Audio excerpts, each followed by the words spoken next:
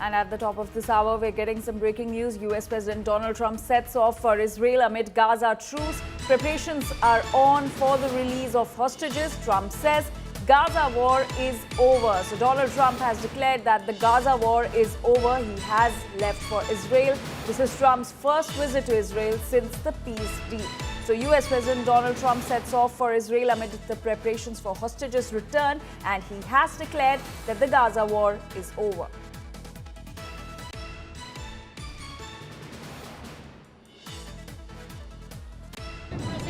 Benjamin Netanyahu, the Prime Minister, has not gone so far as to say the war is over. In your view, is the war between Israel and Hamas over? The war is over.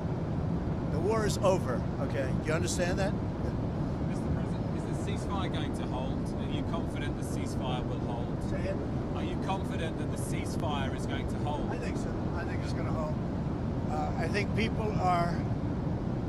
A lot of reasons why it's going to hold. But I think people are tired of it. It's been centuries, okay? Not just recent, it's been centuries. I think people are tired of it. I don't know about the Riviera for a while, because you take a look at what you have. You have to get people taken care of first. But it's going to start really essentially immediately. I mean, they're going to have to start by removing a lot of the structures that you see that are down to the ground. I mean, it's blasted. This is like a demolition site. Almost the entire site is.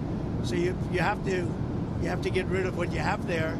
You have structures that are very dangerous. They're falling down. If they haven't fallen, they're going to fall down of their own volition. So that process, Peter, is going to start pretty much immediately. Will it look like a year from now, in your view? Well, a year, that's very quick. But over the years, it'll look very good. It'll be, it's got the first chance it's had in centuries of being peaceful.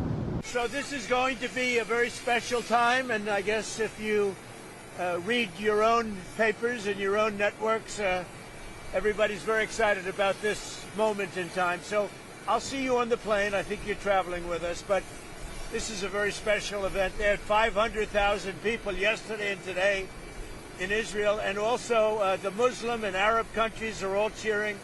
Everybody's cheering at one time. That's never happened before. Usually if you have one cheering, the other isn't. The other is the opposite. This is the first time everybody is amazed and they're thrilled, and it's an honor to be involved. And we're going to have an amazing time, and it's going to be something that's never happened before. So US President Donald Trump sets off for Israel amid the Gaza truce. Remember, the preparations are on for the release of hostages, and Trump has declared that the Gaza war is over. That's the key takeaway. Before leaving for Israel, Donald Trump has declared that the Gaza war is over.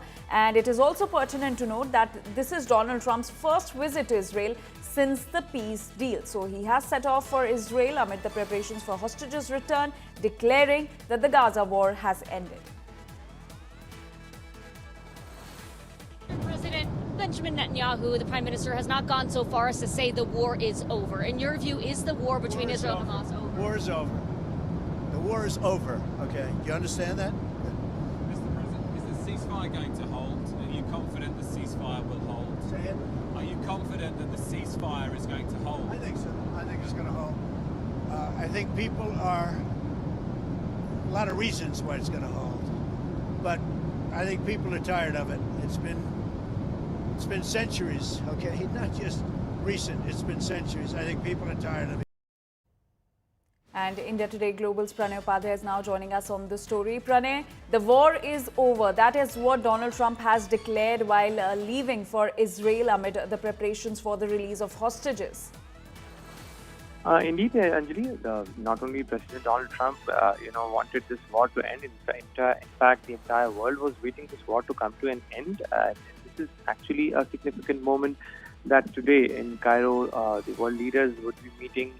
They will be witnessing a historic moment where the ceasefire will be not only in force, but the hostages will be released.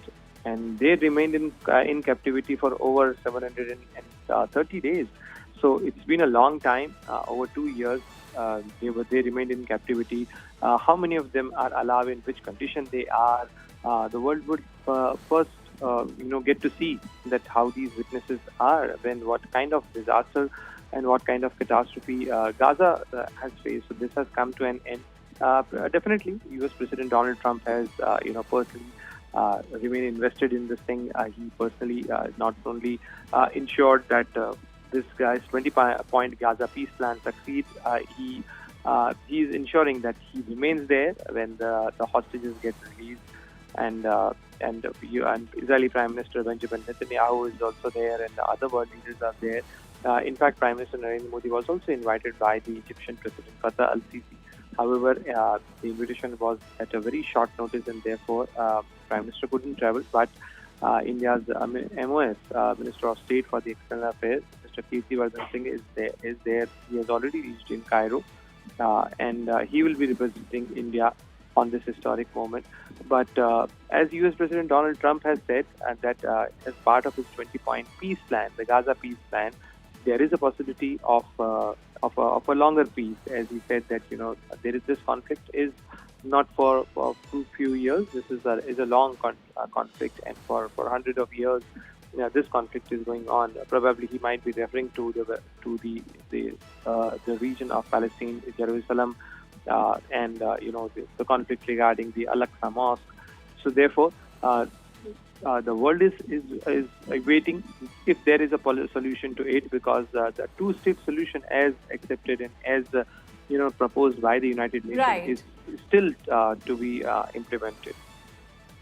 All right, Pranay, thank you so much for getting us those details and for that context.